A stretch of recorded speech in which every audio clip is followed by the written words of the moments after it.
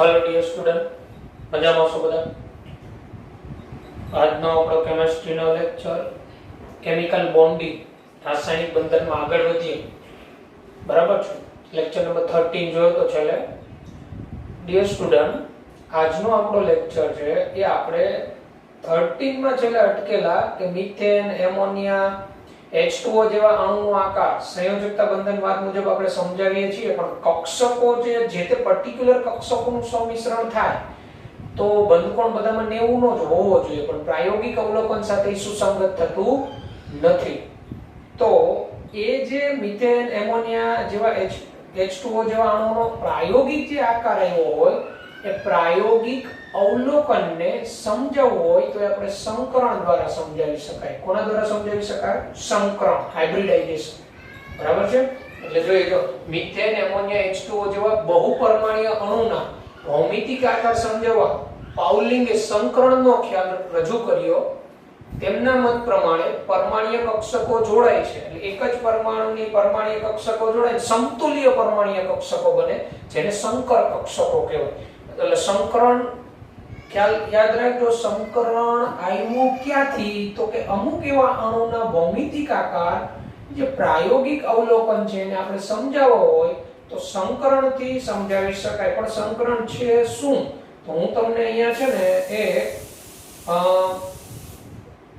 Methane અણુના આકાર દ્વારા સમજાવું મિથેન અણુનો આકાર કેવો સમચતુષ્ફલકીય પછી આપણે સંકરણની બધી ડિટેલ જોઈએ તો મિથેન અણુનો આકાર સમજવો હોય તો આપણે કાર્બનની ઇલેક્ટ્રોન રચનાની જરૂર પડે તો કાર્બનની ઇલેક્ટ્રોન રચના શું તો કાર્બનનો પરમાણુ ક્રમાંક 6 ઇલેક્ટ્રોન રચના શું એની 1s2 2s2 2px1 2py1 અને 2pz0 આ કાર્બનની ઇલેક્ટ્રોનીય રચના ભૂમિ અવસ્થામાં ખાસ યાદ રાખજો કઈ અવસ્થામાં ભૂમિ અવસ્થા ગ્રાઉન્ડ સ્ટેટ ભૂમિ અવસ્થામાં કાર્બન પરમાણુની આ ઇલેક્ટ્રોનીય રચના છે હવે તમે મિત્રો જોઈ શકો ભૂમિ અવસ્થામાં કાર્બનની ઇલેક્ટ્રોનીય રચના અહીંયા તો મિથેનમાં તો કાર્બને 4 સહસંયોજક બંધ બનાવી નક્કી છે કાર્બન પરમાણુ 4 સહસંયોજક પણ 4 સહસંયોજક બંધ બનાવવા માટે કાર્બન પરમાણુ પાસે કેટલા અયુગ્મિત ઇલેક્ટ્રોન હોવા જોઈએ તો આપણે બધા કહીશું 4 અયુગ્મિત ઇલેક્ટ્રોન હોવા જોઈએ સિંગલ 4 ઇલેક્ટ્રોન બાહ્યતમમાં પણ ભૂમિ અવસ્થાની આ જે ઇલેક્ટ્રોન રચના છે એમાં કાર્બન પાસે બાહ્યતમમાં અયુગ્મિત ઇલેક્ટ્રોન કેટલા છે 2 જ છે તો આ ઇલેક્ટ્રોનીય રચના ભૂમિ અવસ્થાની ઇલેક્ટ્રોનીય રચના કાર્બનની 4 બંધ બનાવવાની વૃત્તિ સમજાવી નથી શકતી કારણ કે અહીંયા તો 2 જ અયુગ્મિત ઇલેક્ટ્રોન છે તો શું કાર્બન 2 સહસંયોજક બંધ બનાવે છે નહીં કાર્બન તો 4 બનાવે 4 સહસંયોજક બંધ બનાવવા માટે કાર્બન પરમાણુ પાસે કેટલા અયુગ્મિત ઇલેક્ટ્રોન હોવા જોઈએ 4 પણ ભૂમિ અવસ્થાની ઇલેક્ટ્રોન રચના જોતા કેટલા અયુગ્મિત ઇલેક્ટ્રોન છે 2 જ તો એનો અર્થ એવો થાય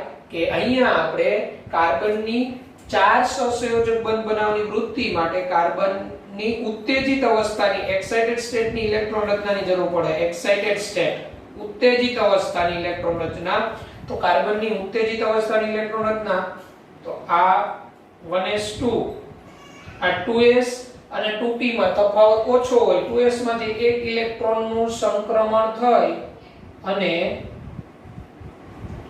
આ 2p માં થાય તો હવે જો આ ઉત્તેજિત અવસ્થાની ઇલેક્ટ્રોન રચના દ્વારા કાર્બનની 4 સહસંયોજક બંધ બનાવવાની વૃત્તિ સમજાવી શકાય તો હવે આપણે અહીંયા જોઈએ તો કાર્બન જે છે બરાબર તો હવે અહીંયા કાર્બન પાસે 4 અયુગ્મિત ઇલેક્ટ્રોન છે તો આપણે મિથેન અણુ જોઈએ તો એક કાર્બન 4 હાઇડ્રોજન સાથે જોડાયેલો તો કાર્બન પાસે 4 અયુગ્મિત ઇલેક્ટ્રોન હોવા જોઈએ બરાબર પણ મિથેન અણુનો આકાર જે છે બરાબર એ તો સમચતુષ્ફલકીય માલુમ પડેલો છે તો સમચતુષ્ફલકીય મિથેન અણુના ચારે 4 બંધ સરખા જ છે ચારે સિગ્મા બંધ જ છે ચારે બંધ સરખા છે મિથેન અણુમાં આકાર સમચતુષ્ફલકીય તો 4 બંધ સરખા ત્યારે જ થાય કે આ 4 કક્ષકો સમાન હોય બરાબર આ 2s2 2s1 2px1 2py1 2pz1 methane અણુનો આકાર તો સમચતુષ્ફલકીય માલુમ પડેલો છે મિથેન અણુનો આકાર સમચતુષ્ફલકીય માલુમ પડેલો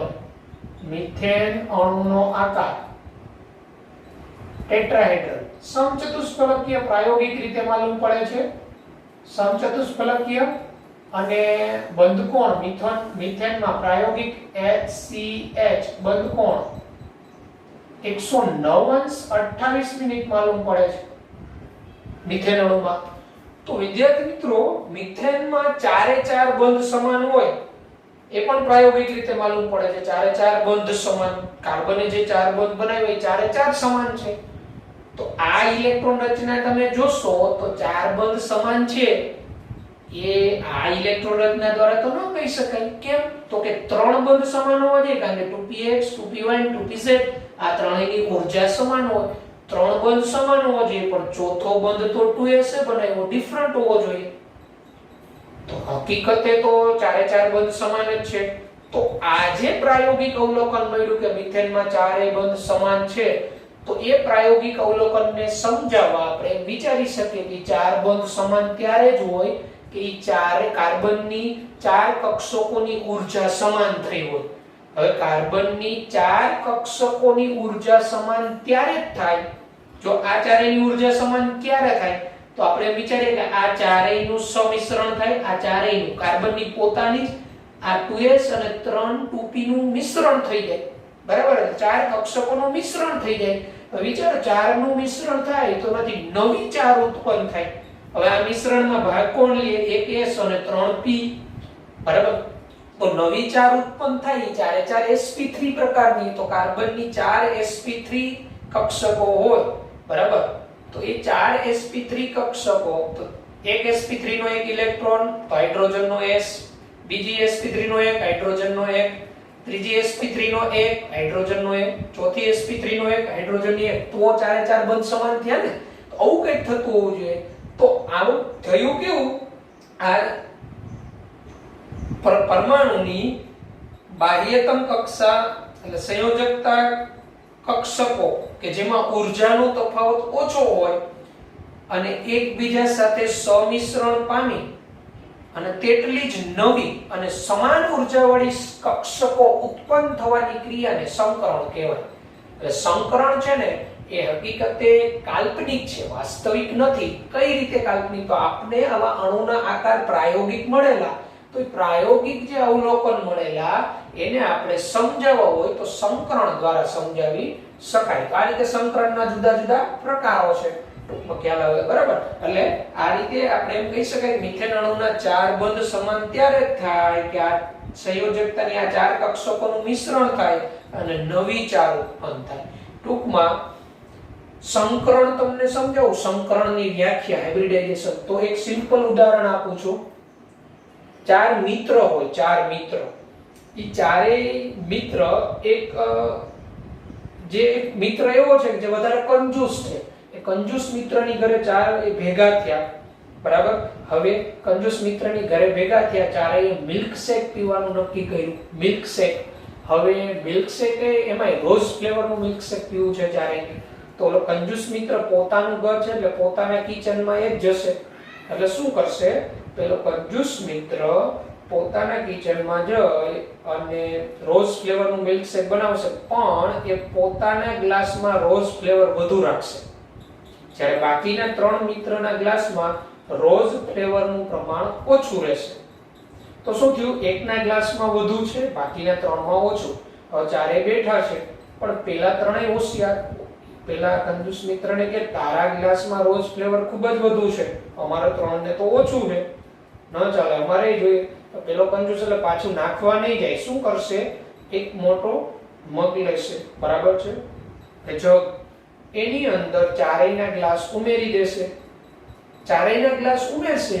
હવે વિચારો, એમાંથી પાછા નવા 4 ગ્લાસ ભરાશે તો ચારેય ગ્લાસમાં રોઝ ફ્લેવરનું પ્રમાણ કેવું હશે? સરખું. તો શું થયું? પહેલા એકમાં વધુ હતું, ત્રણમાં જુદું જુદું હતું. એટલે એનો અર્થ એવો થાય કે એની ઊર્જા જુદી જુદી હતી. હવે મિક્સ કર્યા, નવા 4 બન્યા, સમાન ઊર્જાવાળા બન્યા. તો એ નવા 4 જે ગ્લાસ ભરાણા ને મિશ્રણ થાય, તો એ મિશ્રણ થવું એવું હાઇબ્રિડાઇઝેશન થયું કહેવાય, સંકરણ થયું કહેવાય. એ જ હું અહીંયા સમજાવવા માંગુ છું કે કાર્બનની આ એક S છે, આ 3 P છે. તો મિથેન અણુએ મિથેનમાં 4 બંધ બન્યા, તો 3 બંધ ખરેખર સમાન, એક જુદો હોવો જોઈએ. પણ પણ હકીકતે એવું નથી થતું. પ્રાયોગિક અવલોકનમાં ચારે ચાર બંધ સમાન જ માલુમ પડ્યા. તો એ સમજાવવા હોય તો ચાર કક્ષકોની ઊર્જા સમાન હોવી જોઈએ, કારણ કે આમાં ત્રણ સમાન છે, એક જુદી છે. તો ચારેય કક્ષકોની ઊર્જા સમાન ત્યારે થાય કે આ ચારેય કક્ષકોનું સંમિશ્રણ થાય, નવી ચાર ઉત્પન્ન થાય. અને નવી ચાર સમાન ઊર્જા ધરાવતી કક્ષકોને સંકૃત કક્ષકો અથવા સંકર કક્ષકો કહેવાય. આ ક્રિયાને સંકરણ થયું કહેવાય. શું થયું કહેવાય? સંકરણ. પછી સંકરણમાં પ્રકાર હોય, sp3 સંકરણ, sp2 સંકરણ, sp સંકરણ. sp3 સંકરણ ક્યારે કહેવાય? તો કે એક s અને 3 p કક્ષકોનું સંમિશ્રણ થાય. એ યાદ રાખવાનું, જેટલી કક્ષકો સંમિશ્રિત થાય એટલી જ નવી ઉત્પન્ન થાય. અને આ નવી ઉત્પન્ન થતી કક્ષકોને સંકૃત કક્ષક, હાઇબ્રિડ ઓર્બિટલ્સ કહેવાય. બરાબર છે? એટલે બે કક્ષકોનું સંમિશ્રણ થયું, નવી બે ઉત્પન્ન થાય. ત્રણ કક્ષકો સંમિશ્રિત થાય તો નવી ત્રણ ઉત્પન્ન થાય, પણ એ ત્રણેય સમાન ઊર્જાવાળી. ચાર કક્ષકોનું સંમિશ્રણ થાય તો નવી ચાર ઉત્પન્ન થાય, ચારેય સમાન ઊર્જા ધરાવતી હોય. આવા પ્રકારનું. બરાબર છે? એટલે મિથેન અણુનો આકાર હવે આપણે સમજાવો. હવે તો સંકરણની વ્યાખ્યા આપણે આપી હોય હાઇબ્રિડાઇઝેશનની, આ રીતે વ્યાખ્યા આપી શકાય સંકરણની. એટલે યાદ રાખજો, સંકરણ પ્રવેશ્યું ક્યાંથી? બરાબર? તો અમુક અણુના ભૌમિતિક આકાર સૈદ્ધાંતિક સમજાવી શકતા નથી, પ્રાયોગિક અવલોકન દ્વારા સમજાવવું હોય તો સંકરણની જરૂર પડે. હાઇબ્રિડાઇઝેશન એટલે સંકરણ ખરેખર વાસ્તવિક નથી, સંકરણ છે એ કાલ્પનિક છે. તો સંકરણ કોને કહેવાય? તો સંકરણની આપણે વ્યાખ્યા આપીએ તો પરમાણુની સંયોજકતા કક્ષામાં રહેલી ઊર્જાનો ઓછો તફાવત ધરાવતી કક્ષક અથવા સંયોજકતા કક્ષામાં રહેલી કક્ષકો જેમાં ઊર્જા તફાવત ઓછો હોય તેઓ એકબીજા સાથે સંમિશ્રણ પામી અને સમાન ઊર્જા ધરાવતી તેટલી જ નવી કક્ષકો, સમાન ઊર્જા ધરાવતી તેટલી જ નવી કક્ષકો ઉત્પન્ન થવાની ક્રિયાને સંકરણ એટલે કે હાઇબ્રિડાઇઝેશન કહેવાય. સંકરણ, હાઇબ્રિડાઇઝેશન સંકરણ કહેવાય.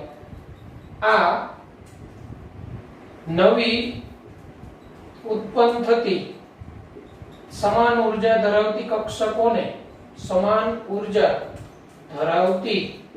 કક્ષકોને સંકર કક્ષકો, સંકર અથવા સંકૃત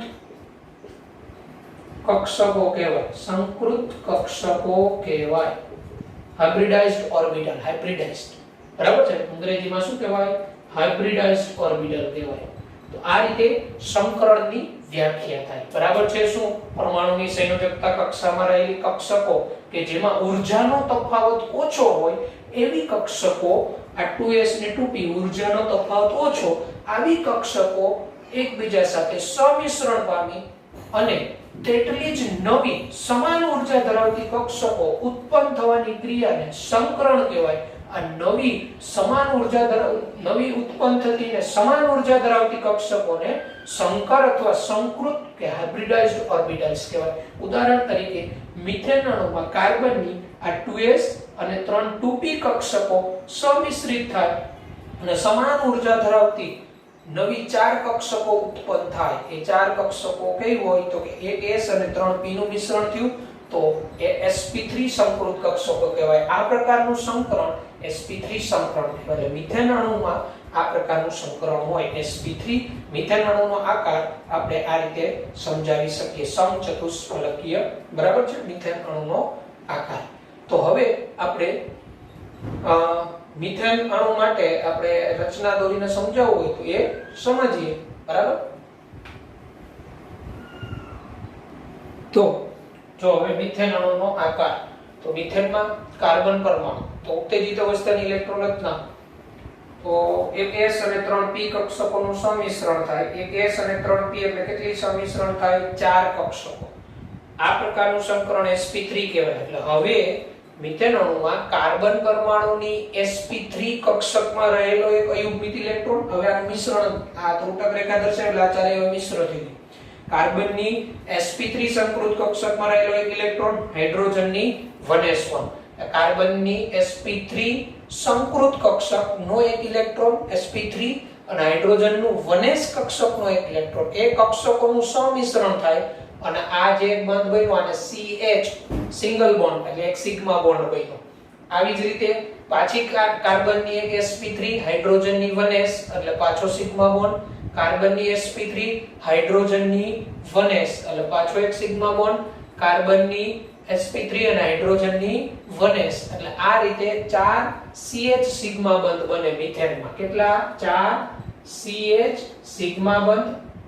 આ રીતે આ કક્ષકીય રીતે રજૂઆત. આ મિથેન, આ કાર્બન પરમાણુની sp3 હાઇડ્રોજનની 1s, sp3 આ 1s, sp3 આ 1s, sp3 આ 1s.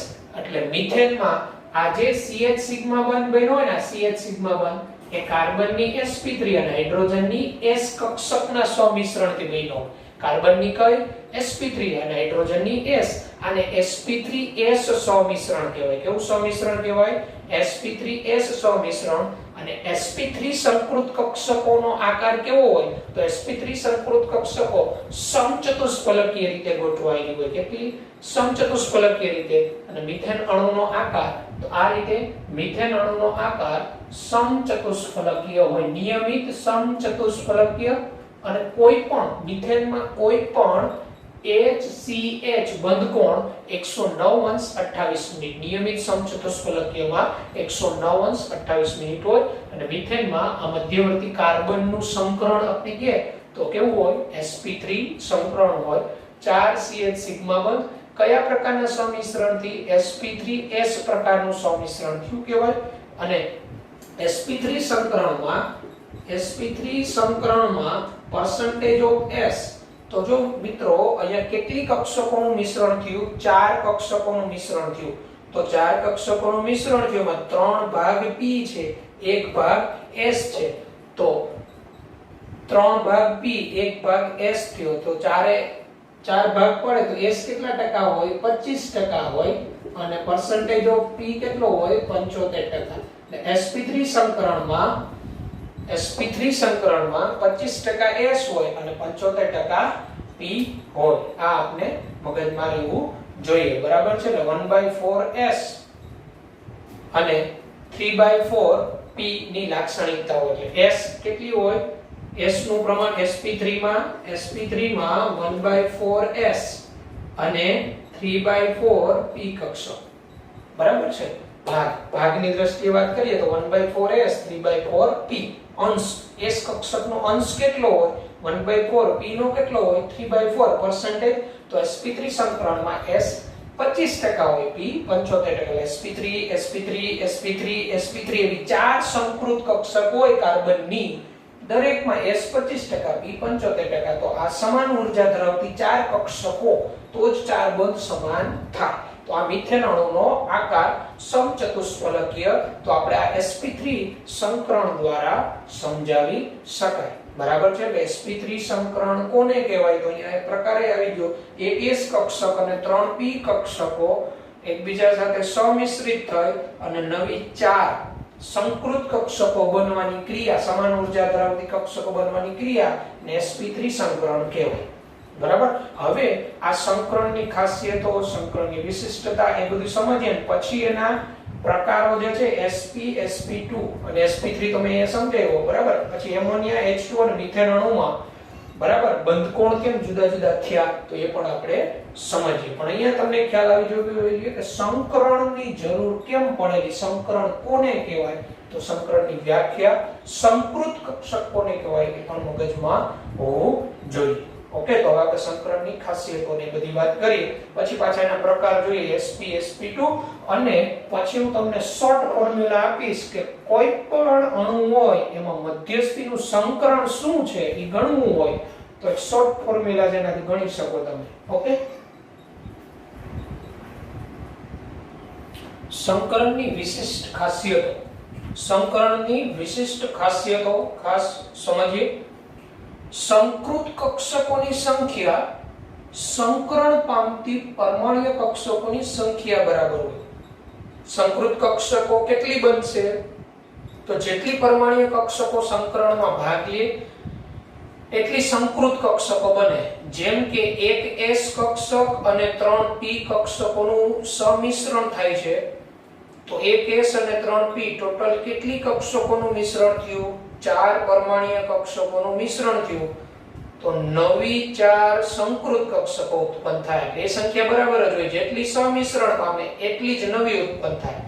એટલે એક s અને 3p કક્ષકોનું સમિશ્રણ થયું, ટોટલ 4 કક્ષકોનું મિશ્રણ થયું, એટલે 4 sp3 સંકૃત કક્ષક બને. એક s કક્ષક અને 2p કક્ષકોનું સમિશ્રણ થાય, તો ટોટલ કેટલી કક્ષકોનું મિશ્રણ થયું? 3.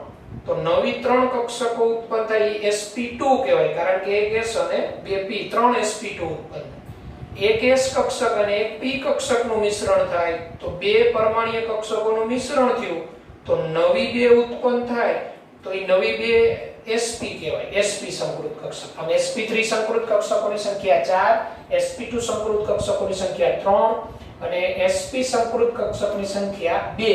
એ આપણો ઓટોમેટિક ઈ જે સંકૃત કક્ષક હોય ને એના ઉપરથી ને ખબર પડી જાય. એની અંદર કેટલી કક્ષકોની સંખ્યા ગણી લેવાની, એટલી જ ઈ સંકૃત કક્ષકની સંખ્યા થાય. સંકૃત કક્ષકો હંમેશા સમતુલ્ય ઉર્જાવાળી અને આકારની હોય. સંકૃત કક્ષકો એક સરખી જ ઉર્જા ધરાવતી હોય અને સમતુલ્ય આકારવાળી હોય. શુદ્ધ પરમાણ્વીય કક્ષકો કરતા, શુદ્ધ પરમાણ્વીય કક્ષક એટલે એક s અને બાકીની 3 p, તો એ શુદ્ધ પરમાણ્વીય કક્ષકો કરતા સંકર કક્ષકો સ્થાયી બંધની રચનામાં વધુ અસરકારક હોય. શુદ્ધ પરમાણ્વીય કક્ષક કરતા સંકૃત કક્ષકો સ્થાયી બંધની રચનામાં વધુ અસરકારક હોય. આ ઉપરાંત એમ કહેવાય શુદ્ધ પરમાણ્વીય કક્ષકો કરતા સંકૃત કક્ષકોની ઉર્જા ઓછી હોય. જેમ ઉર્જા ઓછી એમ સ્થાયીતા વધારે. સંકૃત કક્ષકો અવકાશમાં એટલે 3 ડાયમેન્શનમાં સ્પેસમાં એવી રીતે અમુક પસંદ કરેલ દિશામાં દિશાત્મક હોય, અમુક પસંદ કરેલી દિશામાં એ ડાયરેક્શનલ હોય, જેથી સ્થાયી ગોઠવણી અને ઇલેક્ટ્રોન યુગ્મ વચ્ચે ન્યૂનતમ અપાકર્ષણ હોય. ન્યૂનતમ અપાકર્ષણ હોય એ રીતે અમુક પસંદ કરેલ દિશામાં દિશાત્મક હોય. બરાબર છે? આથી સંકરણનો પ્રકાર અણુની ભૂમિતિ સૂચવે છે. આથી સંકરણનો પ્રકાર જેમ કે sp3, તો sp3 સંકૃત કક્ષક સમચતુષ્ફલકીય હોય. પાછું એવું જ ન હોય કે sp3 સંકરણ ધરાવતા બધા જ અણુનો આકાર સમચતુષ્ફલકીય હોય, કારણ કે અમુકમાં લોન પેર હોય, અમુકમાં લોન પેર ન હોય. એ પણ આપણે કારણ સમજીશું. સંકરણમાં ભાગ અણુના મધ્યસ્થી પરમાણુની પરમાણ્વીય કક્ષકો જ લે.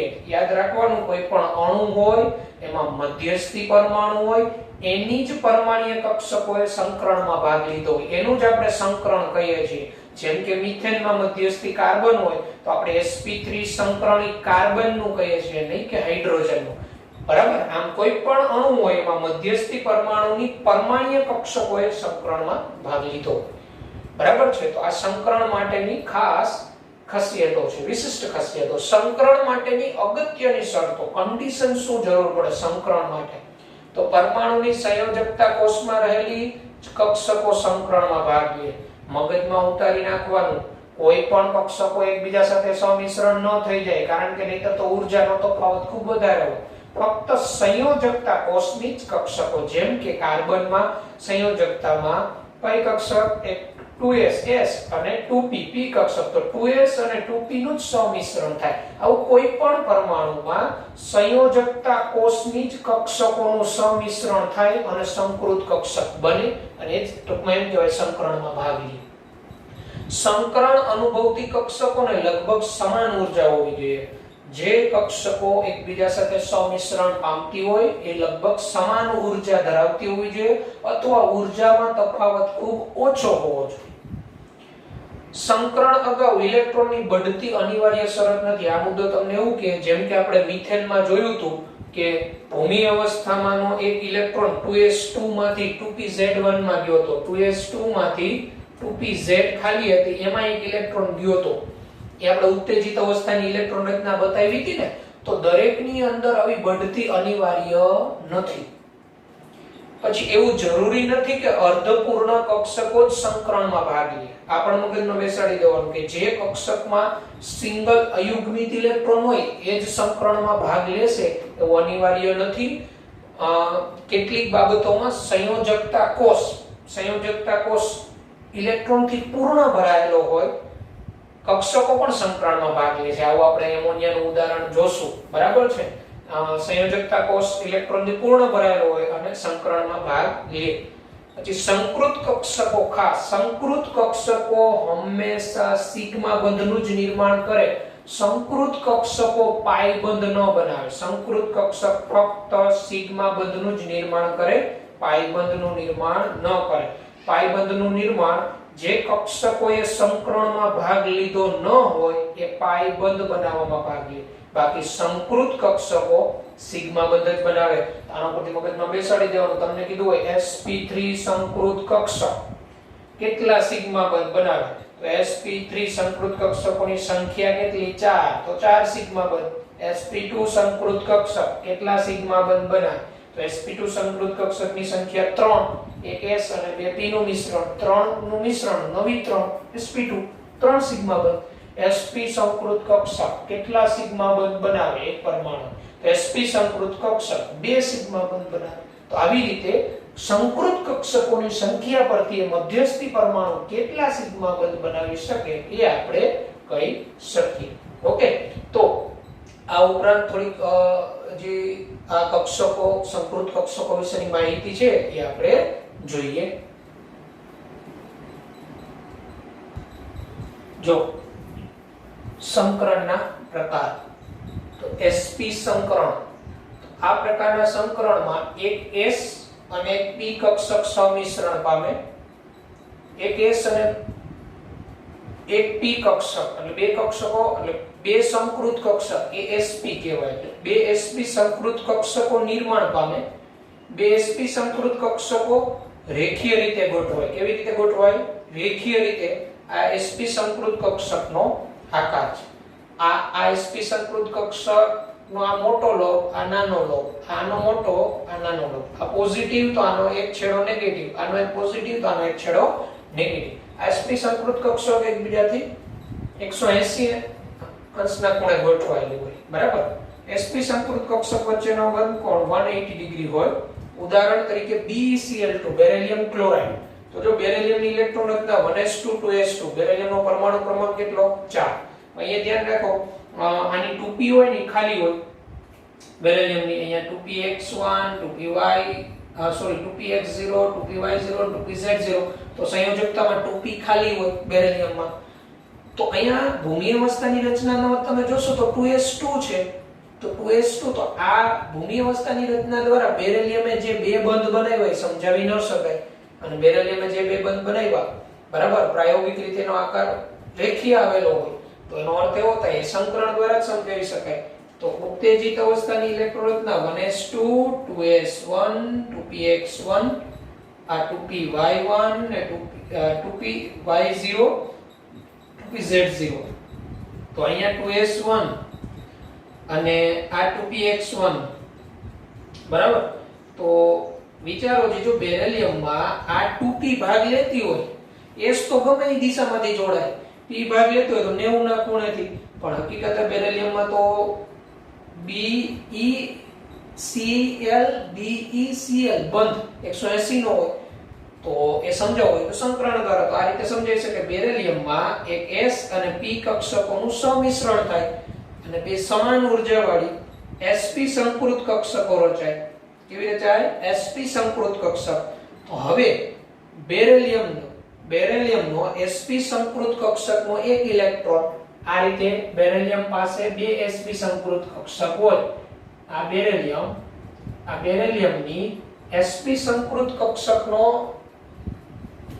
એક ઇલેક્ટ્રોન, આ બેરિલિયમની એક sp સંકૃત કક્ષક, આ બેરિલિયમની એક sp સંકૃતનો એક ઇલેક્ટ્રોન, અને ક્લોરીન, તો ક્લોરીનની ઇલેક્ટ્રોન રચના યાદ કરો, અને નિયોન 3s2 3p5, અને 3p5 માં ની 3pz1 હોય એટલે ક્લોરીનની 3pz1, બરાબર. તો બેરિલિયમનો આ એક ઇલેક્ટ્રોન અને ક્લોરીન પરમાણુ હોય, ક્લોરીન એની 3pz નો એક ઇલેક્ટ્રોન, આ p કક્ષક ક્લોરીનની 3pz નો એક ઇલેક્ટ્રોન, બે સંમિશ્રણ પામે અને આ રીતે Be બોન્ડ Cl એક બંધ બને. હવે આવી જ રીતે બેરિલિયમની બીજી sp સંકૃત કક્ષક બેરિલિયમની, આ બેરિલિયમની sp સંકૃત કક્ષક sp અને ક્લોરીનની 2pz નો એક ઇલેક્ટ્રોન 2pz, ક્લોરીનની 2pz નો એક ઇલેક્ટ્રોન, આ ક્લોરીનની 2pz, આ 2pz હોય એમાં તો આ બે લોબ હરખા જ હોય, આ બંને લોબ સરખા. આ સંકૃત કક્ષકોમાં કેવું હોય, એક બાજુ ઇલેક્ટ્રોન ઘનતા વધી જતી હોય, એક બાજુ ઓછી. એટલે આ જે છે ને sp સંકૃત કક્ષકનો આકાર છે, આ જે છે ને sp સંકૃત કક્ષકનો આકાર, એક લોબ ખૂબ મોટો, એક લોબ ખૂબ નાનો, બરાબર. તો આ રીતે હવે આ બેરિલિયમની એક ઇલેક્ટ્રોન અને ક્લોરીનનો એક ઇલેક્ટ્રોન, બેરિલિયમનો ક્લોરીનનો, આ રીતે BeCl2 નું નિર્માણ થાય, જેમાં બેરિલિયમનું સંકરણ કેવું કહેવાય, sp, બરાબર. આ રીતે સમિશ્રિત થાય. તો આ sp સંકરણનું ઉદાહરણ, આવું જ sp સંકરણનું ઉદાહરણ ઇથાઇન એ આવે, C ટ્રિપલ બોન્ડ C, પણ એમાં કાર્બન કાર્બન વચ્ચે એક સિગ્મા અને બે પાઈ બંધ હોય, આપણે પછી ઉદાહરણ જોઈએ. તો આ થયું sp સંકરણ. આવું જ sp2 સંકરણ હોય, તો sp2 સંકરણ કોને કહેવાય, તો sp2 સંકરણ sp2 હાઇબ્રિડાઇઝેશન, તો એક s કક્ષક, એક s અને બે p કક્ષકો સમિશ્રણ પામે, એક s અને બે p કક્ષકો સમિશ્રણ પામે ત્યારે થતું સંકરણ sp2 કહેવાય. અને એક s અને બે p ટોટલ 3 નું સમિશ્રણ, 3 sp2 સંકૃત કક્ષકો રચાય, 3 sp2 સંકૃત કક્ષકો રચાય. 3 sp2 સંકૃત કક્ષકો સમતલીય ત્રિકોણ આકારે ગોઠવાયેલી હોય, સમતલીય ત્રિકોણ સ્વરૂપે ગોઠવાય. અને કોઈ પણ sp2 સંકૃત કક્ષક વચ્ચેનો કોણ 120 નો હોય, કોઈ પણ sp2 સંકૃત કક્ષકો વચ્ચેનો કોણ, સંકૃત કક્ષકો વચ્ચેનો બંધ કોણ 120 ડિગ્રી હોય. એટલે sp2 સંકૃત કક્ષકો વચ્ચેનો કોણ હોય ને 120 ડિગ્રી હોય, બરાબર. આ રીતે જો કોઈ મધ્યસ્થી પરમાણુ પાસે 3 sp2 સંકૃત કક્ષક હોય, તો આ મધ્યસ્થી પરમાણુની આ એક sp2 સંકૃત કક્ષક, મધ્યસ્થી પરમાણુની આ બીજી sp2 સંકૃત કક્ષક, મધ્યસ્થી પરમાણુની આ ત્રીજી sp2 સંકૃત કક્ષક. આ મોટો લોબ છે ને શું સૂચવે, ઇલેક્ટ્રોન મળી આવવાની સંભાવના વધુ, શોર્ટ લોબ ઇલેક્ટ્રોન મળી આવવાની સંભાવના ઓછી. તો આ sp2 સંકૃત કક્ષક sp2 તો આ એકબીજાથી સમતલીય ત્રિકોણ આકારે ગોઠવાયેલી હોય, sp2 સંકૃત કક્ષકો એકબીજાથી સમતલીય ત્રિકોણ આકારે. તો sp2 સંકરણનું ઉદાહરણ તમને સમજાવું, BCl3 બોરોન ટ્રાઇક્લોરાઇડ દ્વારા. તો જો sp2 સંકરણનું ઉદાહરણ BCl3, બરાબર. ઉદાહરણ તરીકે તો બોરોન મધ્યસ્થી પરમાણુ હોય, બોરોનનો પરમાણુ ક્રમાંક 5, એની ભૂમિ અવસ્થાની ઇલેક્ટ્રોન રચના ગ્રાઉન્ડ સ્ટેટ, ભૂમિ અવસ્થાની ઇલેક્ટ્રોન રચના 1s2 2s2 2p1 અને 2px1 2py0 2pz0, 5 ઇલેક્ટ્રોન ભરાઈ ગયા. મિત્રો અહીંયા બોરોને કેટલા સહસંયોજક બંધ બનાવ્યા, તો બોરોને 3 સહસંયોજક બંધ બનાવ્યા. તો બોરોન પાસે અયુગ્મિત ઇલેક્ટ્રોન કેટલા હોવા જોઈએ? બોરોન પાસે 3 અયુગ્મિત ઇલેક્ટ્રોન હોવા જોઈએ. પણ ભૌમિક અવસ્થામાં તો કેટલા અયુગ્મિત દેખાય? એક જ દેખાય છે અયુગ્મિત. તો એક જ અયુગ્મિત તો બોરોન એક જ બંધ બનાવવો જોઈએ, પણ બોરોન તો 3 જ બંધ બનાવે. તો એ 3 અયુગ્મિત ઇલેક્ટ્રોન સમજાવવા હોય બોરોનના 3 બંધ બનાવવાની વૃત્તિ, તો એની ઉત્તેજિત અવસ્થાની ઇલેક્ટ્રોન રચના દર્શાવાય B*. આ બોરોનની એક્સાઇટેડ સ્ટેટની ઇલેક્ટ્રોનિક કન્ફિગ્યુરેશન. અહીંયા આપણે ઇલેક્ટ્રોનની બઢતી જરૂરી છે, તો અહીંયા આ 1s2 એટલે આપણે હિલિયમ લખી શકાય. આ 2s1 આમાંથી એક ઇલેક્ટ્રોન 2p માં આપણે દર્શાવીએ આ રીતે. આ 2px1 2py1 ને 2pz0. તો હવે તમે જોશો તો હવે બોરોન પાસે 3 અયુગ્મિત ઇલેક્ટ્રોન છે, પણ બોરોને બનાવેલા બોરોન BCl3 અણુનો આકાર સમતલીય ત્રિકોણ માલુમ પડેલો. કોઈ પણ Cl BCl બંધકોણ બંધકોણ 120 અંશનો માલુમ પડેલો. હવે જો આ px ને pyh ક્લોરીનની p સાથે ભાગ લેતી હોય તો બંધકોણ 90 નો થવો જોઈએ, પણ એનો અર્થ એવો થાય આ કક્ષકો ભાગ ન લેતી હોવી જોઈએ.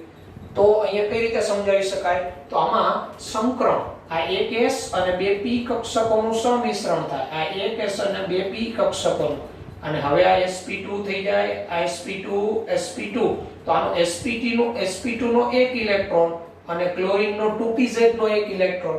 sp2 નો એક ઇલેક્ટ્રોન ક્લોરીનનો 2pz નો, sp2 નો એક ઇલેક્ટ્રોન ક્લોરીનનો 2pz નો એક ઇલેક્ટ્રોન.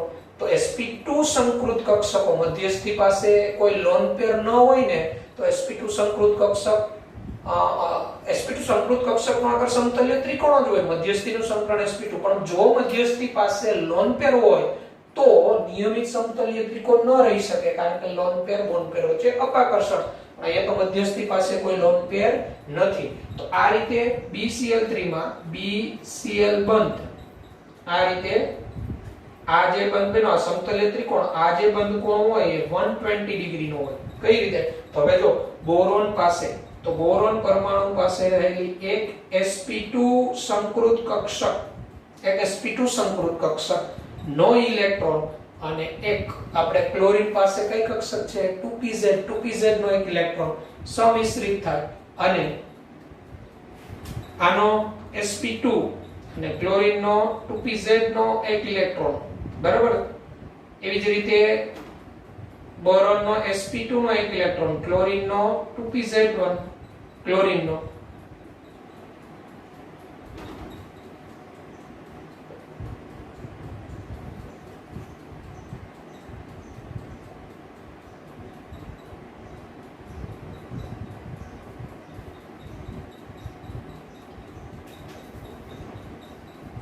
આ રીતે આ બોરોનનો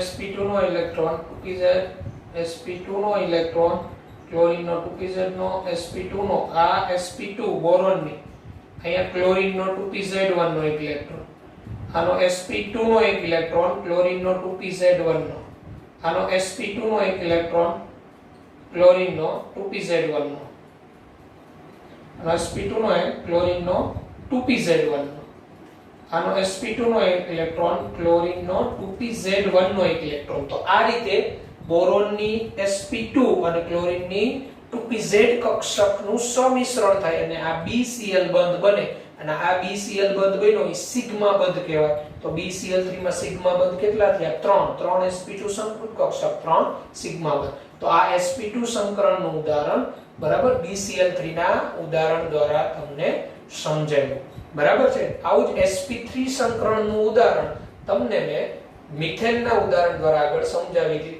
sp3 સંકરણ કોને કહેવાય લખી લેવાનું, અને મિથેનનું ઉદાહરણ સમચતુષ્ફલકીય.